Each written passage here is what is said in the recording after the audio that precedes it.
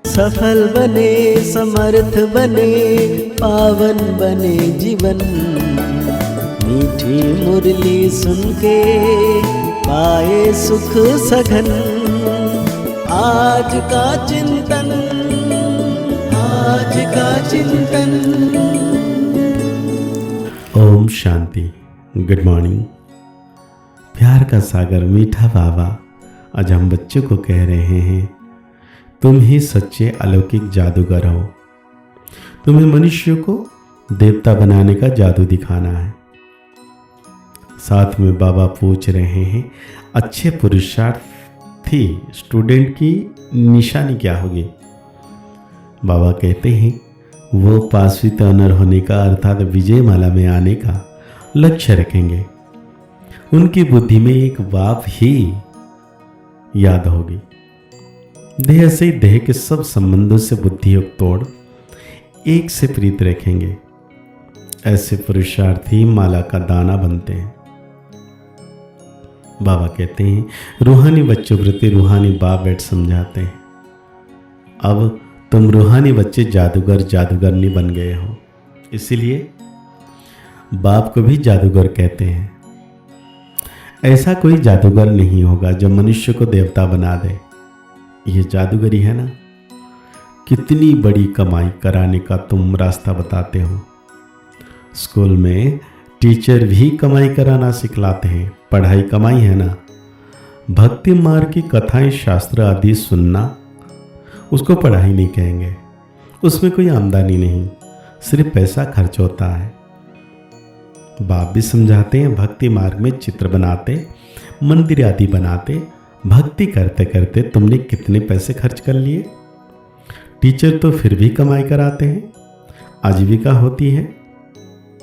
तुम बच्चे की पढ़ाई कितनी ऊंची है, पढ़ना भी सबको है। तुम बच्चे मनुष्य से देवता बनाने वाले हो। उस पढ़ाई से तो वरिष्ठ आदि बनेंगे। सो भी एक जन्म के लिए कितना रात दिन का फर्क है। सिर्फ इसीलिए तुम आत्माओं को शुद्ध नशा रहना चाहिए। यह है गुप्त नशा। बेहद के बाप की तो कमाल है। कैसा रूहानी जादू है। रूह को याद करते करते स्वतः प्रधान बन जाना है।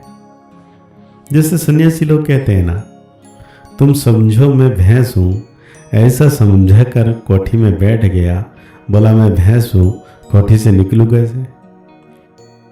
अब आप कहते हैं तुम पवित्र आत्मा थे, अब अपवित्र बने हो, फिर बाप को याद करते करते तुम पवित्र बन जाएंगे।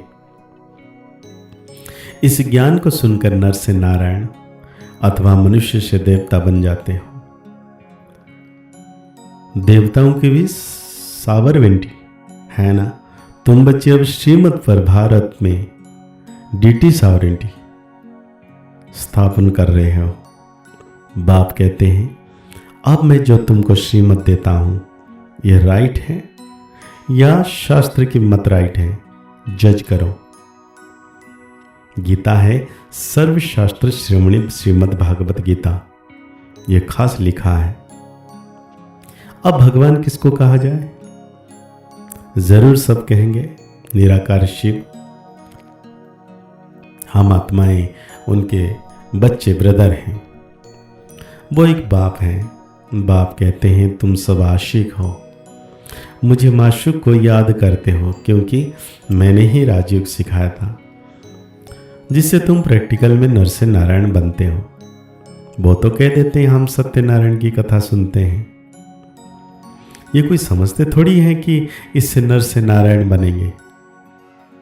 बाप तुम आत्माओं को ज्ञान का तीसरा नेत्र देते हैं, जिससे आत्मा जान जाती है। शरीर बिगड़ तो आत्मा बात कर नहीं सकती।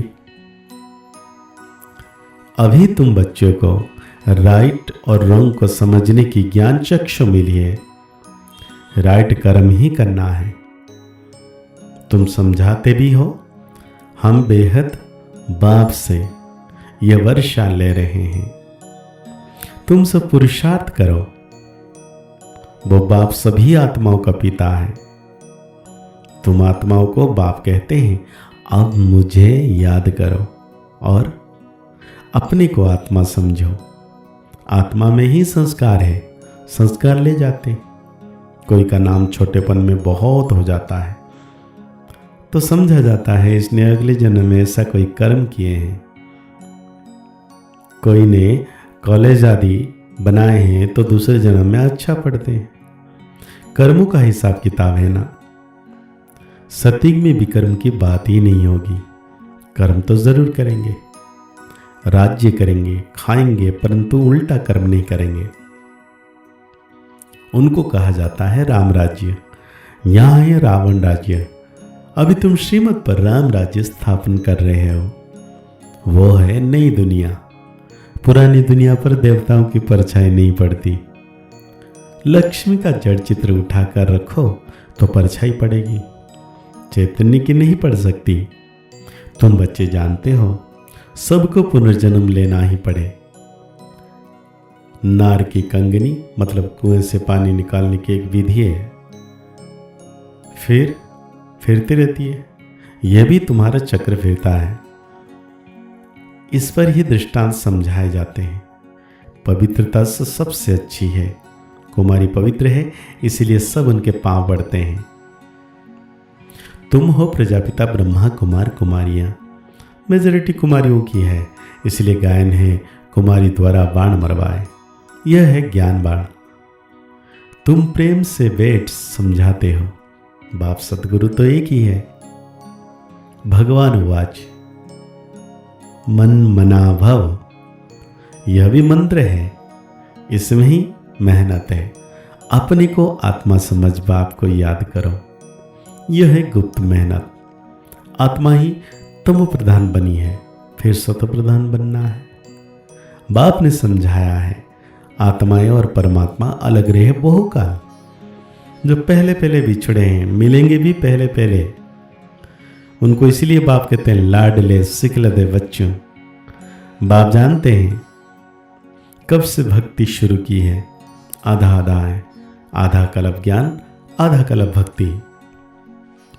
दिन और रात 24 घंटे में भी 12 घंटे AM और 12 घंटे PM होता है। कल भी आधा आधा है। ब्रह्मा का दिन और ब्रह्मा की रात। फिर कलयुग की आयु इतनी लंबी क्यों दे देते हैं? अभी तुम राइट रंग बतला सकते हो। शास्त्र सब हैं भक्ति मार्ग के। फिर भगवान आकर भक्ति का फल देते हैं। तो आज बाबा धारणा के लिए हम बच्चों को कह रहे हैं इसी रूहानी नशे में रहना है कि बाबा हमें डबल सिरताज बना रहे हैं। हम हैं सुदर्शन चक्रधारी ब्राह्मण।